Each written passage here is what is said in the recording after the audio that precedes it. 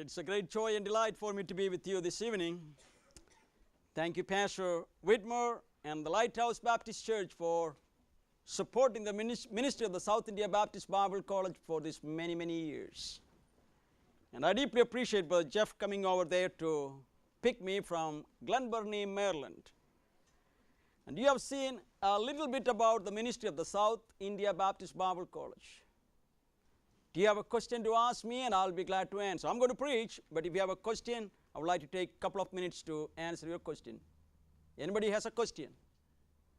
And before I take the question, I invited Pastor to come over there to be with us for one of the commencements or our evangelistic crusade. Now, you have been supporting that ministry for many, many years. Now the time has come for you to send your pastor over there to see that work. Anybody has a question? Yes? Where do you get your children from for the orchard? Or we get from the hospitals and different places where people give us a call and we go and get them.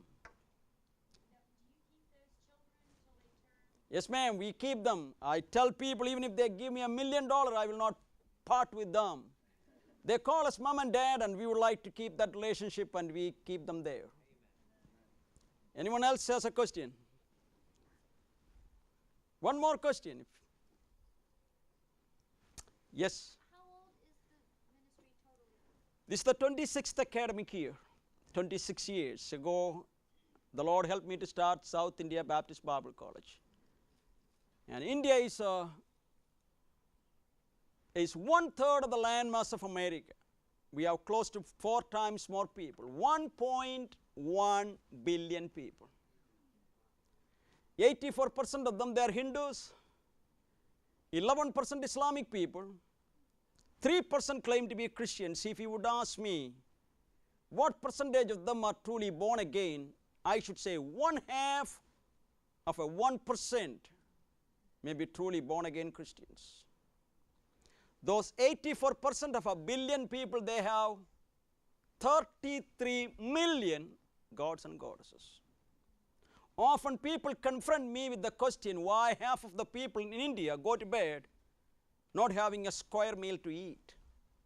My answer to them is very simple. God Almighty cannot bless a country which has forgotten the Creator and worshipping the creatures.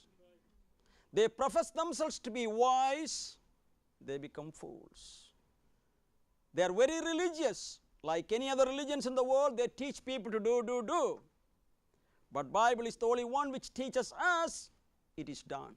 Amen. We don't do a thing to be saved except we trust in the finished work of the Lord Jesus Christ. The Bible says, for he hath made him to be sin for us.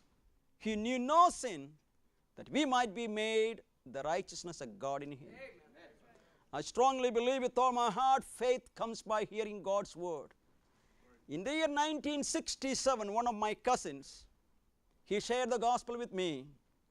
I remember one of the verses he used was from the book of Revelation, chapter 21, verse 8, which tells the unbelieving and the abominable and the murderers, whoremongers, sorcerers, and idolaters, and all liars shall have their part in the lake which burneth with the fire and brimstone, which is the second death. At the end, he asked me this question: if I were to die that day, where would I spend my eternity? I said, I don't know. Then he showed me from God's word, if I receive the Lord Jesus Christ into my heart, I can be saved. That day, in 1967, I asked the Lord Jesus Christ to come into my heart. Ever since I believe with all my heart, there is absolutely no substitute for being born again. When Nicodemus went to the Lord Jesus Christ, he addressed him in such a way and said, Rabbi, we know that thou art a good teacher who come from God. No man can do these miracles except God be with you. Jesus said, verily, verily, I say unto you, except a man be born again, he cannot see the kingdom of God. He also said, that which is born of the flesh is flesh, that which is born of the Spirit is spirit. Marvel not that I say unto you, you must be born again. Immediately after my salvation, I was introduced to a Bible college which was founded by a Canadian missionary by name Dr. Jake Johnson. Studied there 5 years. Then I pastored a small independent Baptist church there in the southern part of India. Then I came out to this country, went to Bob Jones University, and later on to 2 other schools.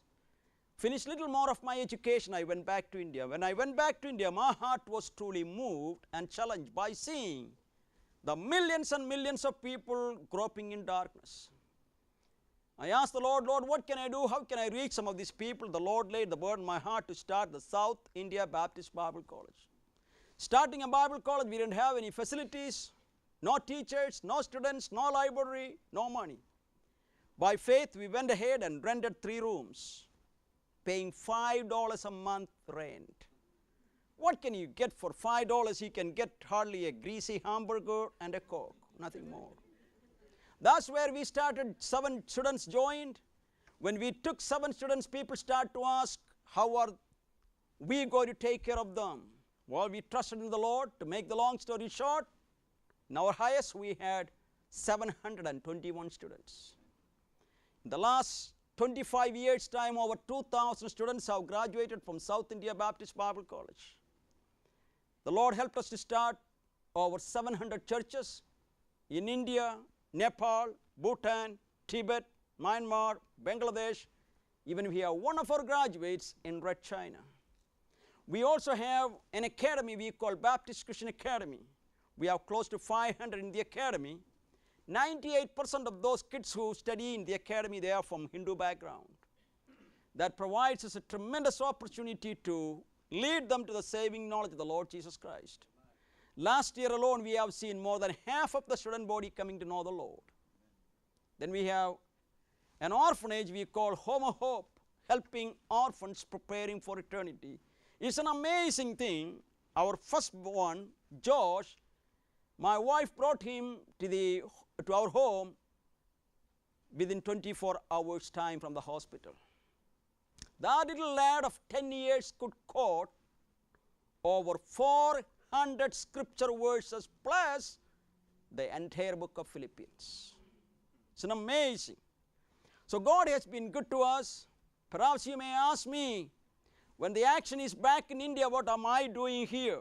I want you to know up front, I'm not here raising a dime support for my personal needs.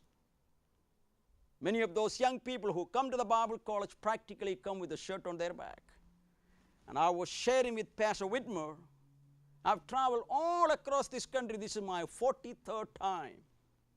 Never been to North Dakota and South Dakota and Alaska. People ask me, why you didn't go to those places? I said, there is no money there. That's the reason I didn't go there. No, that's not true. If anyone is from North Dakota or South Dakota, don't get upset with me. So the Lord has been good to us. Last year alone, we have seen 1,996 people coming to know the Lord. And we baptized 192 of them. India undergoes a lot of persecution. In the state of Orissa, last year alone, they have killed over 400 people. About 3-4 months ago, over 70,000 Christians fled one of the regions. Even today, over 10,000 of them, they are living in refugee camp, which is arranged by the government. They have destroyed all their buildings, their houses, ransacked all the property. Now the Hindus are placing some sort of a condition. They say, we would let you go and repossess your land if you would do 4 things. Number 1, shave your head. Number 2, eat little bit of cow dung. Drink cow urine, then throw a stone at your church. So India is not a favorable place for Christians.